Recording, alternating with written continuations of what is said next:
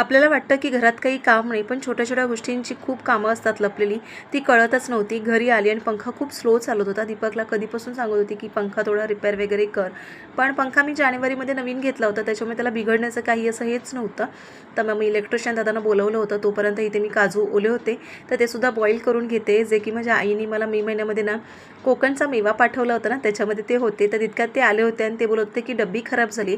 म्हणजे जानेवारीत पंखा घेऊन सुद्धा ना त्याची डब्बी खराब झाली.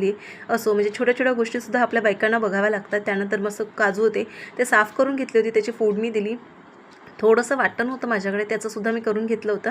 आणि 2 दिवसापासून हे घावणे होते ना, तर त्याचं पीठ दळून घेतलं होतं. म्हणून ते खराब होऊ नये, तर म्हटली चला काजूची भाजी केली, त्याच्यासोबत आपण घावणे वगैरे खाऊया, म्हणजे खूपच कॉम्बिनेशन होऊन जाईल. आणि बघा तितक्यात मला फोन आला दीपकचा की मी येणार नाही, आणि एवढं भरमसाठ मी स्वयंपाक आवरला होता.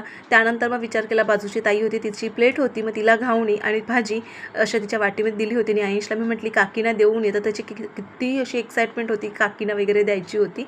तर म्हटली चल ठीक आहे, तू देऊन ये. आणि तोपर्यंत मला जे रिलायन्समधून मी सामान आणलं होतं ते सुद्धा मला आवरून घ्यायचं होतं, त्यानंतर जेवून घ्यायचं होतं. सो असा असा होता दिवस. आवडला तर फॉलो करा. बाय.